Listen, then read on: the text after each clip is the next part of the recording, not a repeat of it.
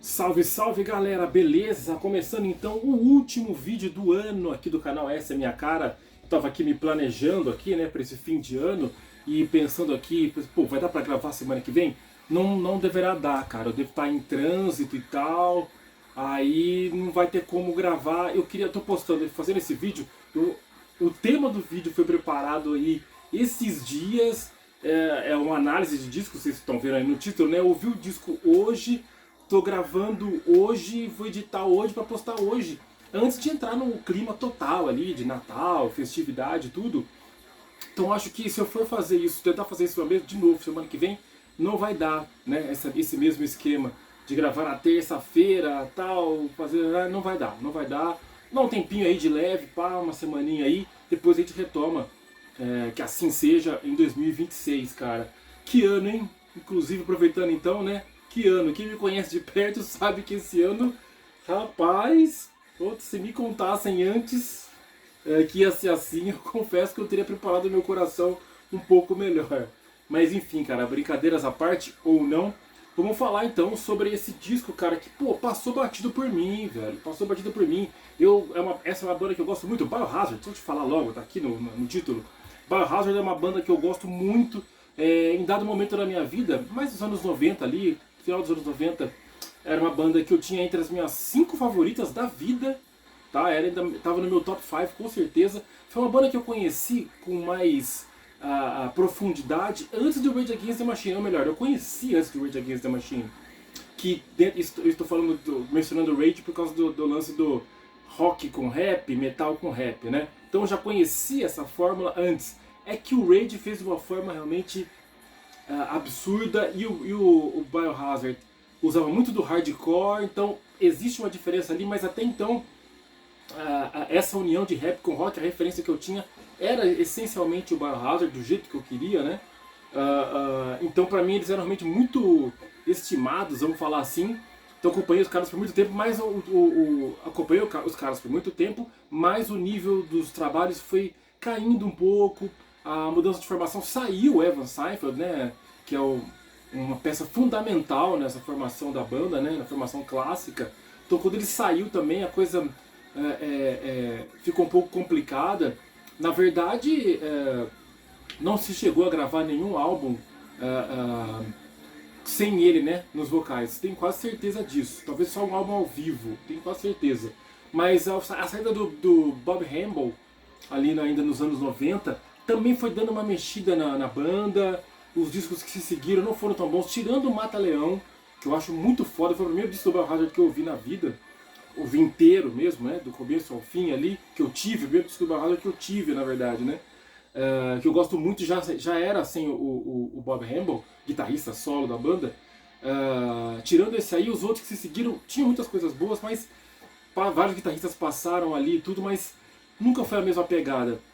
O disco Means to an End é um disco que eu ainda gosto, de 2005, com o Scott Roberts na guitarra. Ele substituiria o Evan Seinfeld depois, tocando baixo, fazendo vocal, mas não era a mesma coisa. A banda voltou com essa formação clássica para lançar o álbum Reborn in Defiance em 2012, o álbum que eu ouvi não me diz muita coisa. Aí passou-se muito tempo, passaram-se aí mais 10 anos, né, até que a banda pudesse retomar as atividades com essa formação, cara. Formação clássica, vamos deixar aqui bem claro, né? Billy Graziadei, vocal e guitarra base. Evan Seinfeld, é difícil até, não ter certeza da pronúncia correta. Evan Seinfeld no baixo e no vocal. Danny Schuller na bateria e Bob Hamble na guitarra solo.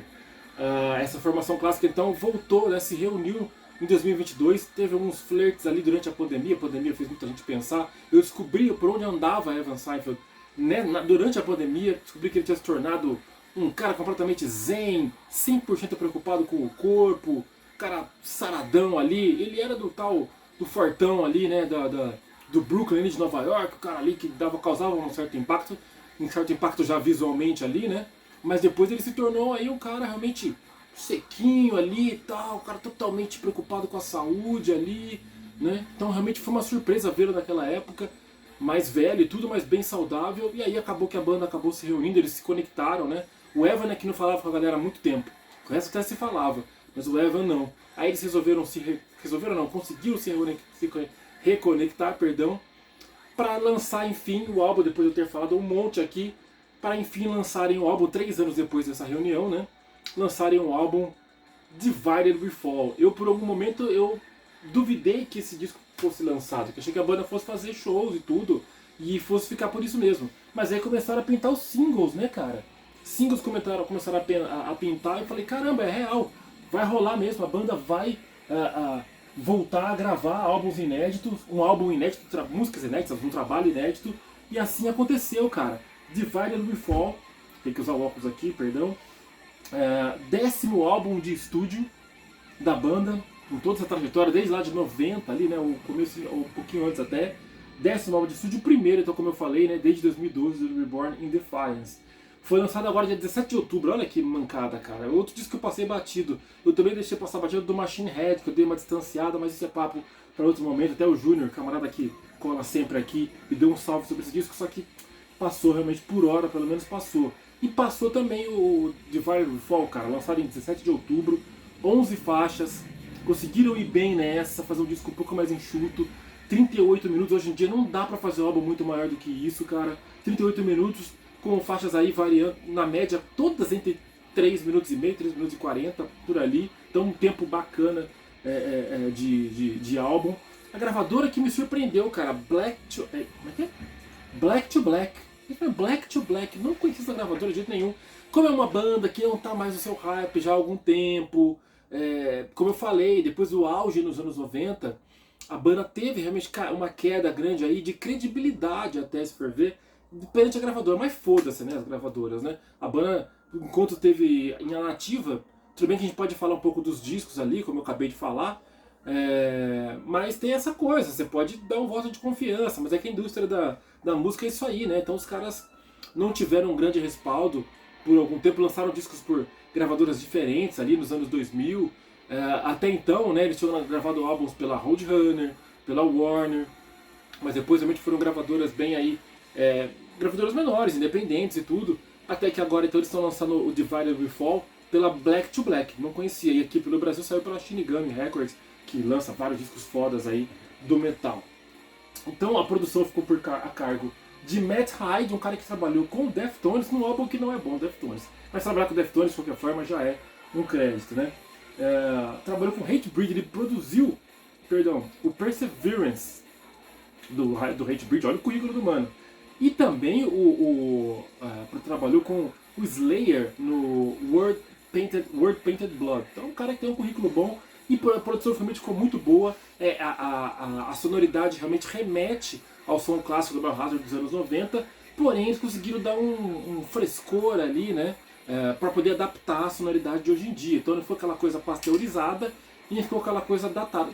Ainda que eu vou falar também, né, anos 90 também não tem nada muito datado não, se for para falar assim. Mas eles conseguiram trazer um pouco mais pro som de hoje em dia, se é que vocês me entendem, cara. Então aqui é pra dar uma geralzona, antes de falar das faixas, dar uma geralzona do que eu achei do disco, né? Depois da produção, de fora da produção do Matt Hyde. Parecia que o disco ia por um caminho de autoplágio. Esse é um risco muito grande de uma banda que é antiga e que tenta retomar e vai se arriscar, vai jogar na bola de segurança para não decepcionar o público, os fãs e tudo. O fato é que eles foram realmente, eu tinha essa preocupação, mas eles conseguiram acertar no sentido de colocar, além da sonoridade que eu falei, né, com o Matt Hyde, conseguiram colocar algumas coisas ali, uns riffs, não digo de riffs atualizados, que são riffs atuais, né? Mas não soa como uma coisa assim, com algo exatamente que foi feito no passado. Você sente alguma novidade, alguma coisa um pouquinho mais inédita, vamos dizer assim, em relação ao que foi feito no passado. É claro que eles não iam fugir completamente do estilo, né? Então tá muito ali. No primeiro momento você pode falar, puta, beleza, isso aqui eu já conheço. Mas não é aquela coisa de você ficar, puta, tá, então se é isso, então desencana. Não, cara. Você se empolga, é claro, você tem que gostar do estilo, né? Mas você se empolga um pouco, deu pra empolgar como algo novo, assim, como um tanto de novidade, um aspecto de novidade. É aquilo que você já conhecia, porém com um aspecto de novidade. Isso foi bacana, isso me surpreendeu positivamente, cara. E aí o que acontece? Então, só para citar alguns elementos que eu falei que continuam lá. Os vocais, os gang vocals, vocal de gangue, aqueles refrões cantados com várias vozes e tudo, né?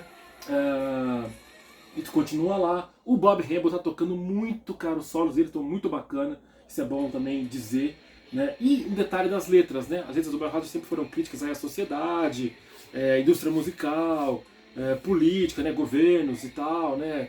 Racismo, sempre contra essas coisas realmente que sempre fuderam com a sociedade, né, cara? Então, isso se segue, isso se mantém, porém, uma coisa só que eu não vou entrar no assunto aqui, porque eu daria um vídeo, precisaria de um outro canal para falar sobre isso. Mas na primeira música, logo na primeira faixa, que é a Fuck the System, o nome já diz, né? Foda-se o sistema. Eles já falam no refrão, não me fale de. Eu quero saber se você é de esquerda ou de direita. Cara, se eles defendem determinadas coisas, já quer dizer automaticamente, não que as pessoas no geral não queiram, não defendam certas coisas, né, como um todo, independente de serem de esquerda ou direita. Mas no geral, o discurso vai para um caminho progressista, né? Mais para o caminho progressista do que para o caminho conservador. Tá, eu não vou me aprofundar muito nisso, como eu falei. Cada um tem o seu lado, desde que não seja uma coisa fascistoide. Cada um tem o seu lado, ok. Isso é totalmente comum, faz parte. Só que às vezes eu fico meio só assim, né? De assim, eu não quero. Pra mim, esquerda e direita, nada presta, nada presta. De novo, não quero aqui me expor. Não é que nem me expor, quem me conhece sabe como eu penso.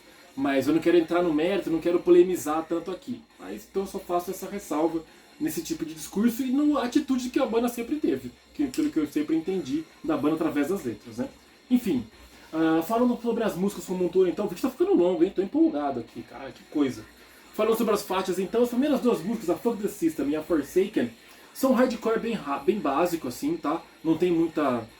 o lance das referências ao passado, a coisa mais do rap, da coisa mais cadenciada, mais groovada, não aparecem tanto nessas duas primeiras músicas, Fuck the System e Forsaken, né? Então, realmente, aí começa o disco, por isso que eu até tive uma preocupação inicial, falei, caramba, a coisa vai ficar nisso mesmo aí? Aí às vezes eu fiquei pensando assim, puta, resolveram fazer um negócio mais cru. Tá, mais cru. Sim, foi, eu vou dar detalhes daqui a pouquinho. Foi algo mais cru, mas não ia ser tão assim básico quanto até chegou a aparecer nessas primeiras duas faixas.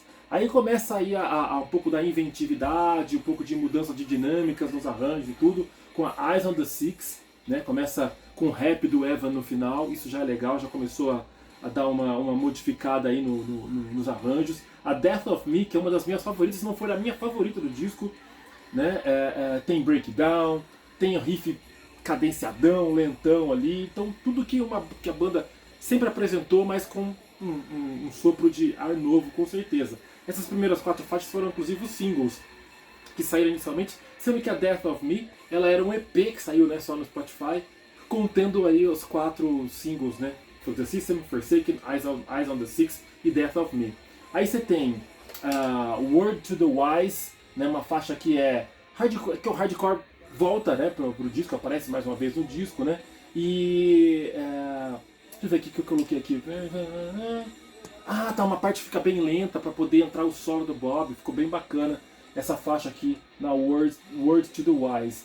Aí, cara, vem umas músicas, duas músicas que, deixa eu ver aqui se tem uma coisa mais específica sobre as faixas seguintes, que é a The Fight to Be Free e War Inside of Me. Essas duas músicas já não tem tanta novidade, a não ser na War Inside of Me, que tava tudo dentro, como eu coloquei aqui, tudo dentro do esperado, até que o Billy manda aqueles gritos dele que ele pega uma sílaba e estica, tipo, What makes us stand? Tá ligado? Quem conhece das antigas aí. Então nessa música War Inside of Me apareceu esse estilo clássico aí do Billy, graças a Deus, foi bem foda. Aí uma faixa que tem mais rap até então no disco, até então não, e depois eu fui ver que era a faixa que tem realmente mais rap no disco, olha só, vou pegar a letra aqui para poder saber direitinho o nome o que significa a sigla, é SITFOA, Strength in the Face of Adversity, né? Força na cara, em frente à adversidade. E essa frase diz muito o que é também o disco, em termos da coisa da autoajuda. Não quero ser muito leviano, né? Bem pejorativo, mas é muito disso. Não esperem letras rebuscadíssimas, algo... Isso também nem foi tanto o forte do Biohazard, foi algo sempre mais na cara, né? Galera lá do Brooklyn, nas ruas ali e tal, então não tinha como ser muito mais rebuscado. Então, mas está bem latente esse lance da autoajuda, e essa música Strength in the Face of Adversity diz muito bem disso. Aí as faixas finais, cara, Tear Down the Walls, Seria uma faixa mais comum se não fosse uma sessãozinha só com os tons do Danny Schuller e o baixo do Evan Seifeld. E as últimas duas faixas que eu acho que ficaram realmente... Eu não digo que cai o disco, né, cara? Porque o disco ele já foi bom até então o suficiente para ser considerado como um bom disco, um disco bem satisfatório, cara, para quem curte o som do Biohazard. Mas elas não acrescentaram nada realmente, essas do final, a Will Overcome e a Warriors. Quando eu falei que eles podiam fechar o disco, você escrevi aqui, podiam fechar o disco com um pouco mais de ousadia. Você lembra que os homens no Mata Leão, que é o que eu gosto tanto, né? Tem gente que não gosta, mas que eu gosto tanto. Tinha umas coisas bem de rap, né? Com o soco baixo e o vocal do Evan. Não que eu queria que fosse exatamente isso, mas algo nesse sentido, explorar um pouquinho mais do rap. Tem uma faixa no State of the World Address, tem até piano, que me surpreendeu um pouco na época, que era mais radical. Não, de novo, não que pudesse ser exatamente isso, mas alguma coisa assim, para dar beleza, um encerramento. Vamos fazer alguma coisa, uma faixa um pouquinho mais longa, com as passagens mais ali épicas, vamos dizer assim, sabe? Uma coisa um pouquinho mais para dar um fechamento, que o disco em si... Por isso que eu falei que acho que eles preferiram, optaram por algo realmente mais cru como um todo, né? Eles não foram muito, assim, não surpreenderam no sentido de usar instrumentos, ou arranjos, ou duração de músicas mais longas ou diferentes. Né? Eles não optaram por isso, eu acho que isso caberia bem. Eles optaram por algo um pouco mais cru. Porém, fecho dizendo que é sim, como eu falei no começo, um álbum que tem lá a sua novidade, o seu senso de frescor, realmente, como esse termo que eu já usei aqui.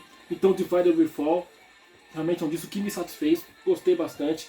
Comprei, inclusive, só tendo ouvido alguns dos singles, não ouvi nem os 4 singles, ouvi 2 singles só. Fiquei empolgado o fato dos caras gravarem um disco novo. Comprei meio na cega e fiquei feliz. Não vai mudar a minha vida, mas é um disco, mais um disco aqui pra eu ouvir com tranquilidade e bater cabeça. Quando você bate cabeça espontaneamente, sem preocupação, eu falei, caramba, será que eu tô gostando? Não. De repente eu me via batendo cabeça, é porque o bagulho pegou mesmo, Divided We Fall. Tá rolando aqui agora a Word to the Wise, exatamente. Eu vou colocar um pouquinho da Death of Me, só pra fechar aqui, ó. Aqui ela começa meio de boinha, pá. Depois eu vou colocar um pouco mais pra frente aqui pra vocês terem uma noção. Tá vendo como ele é mais trampada? Já começa já um climinha, ó. Olha esse riff. Esse riff não é tão comum do Biohazard, cara. Desse paletada, sabe?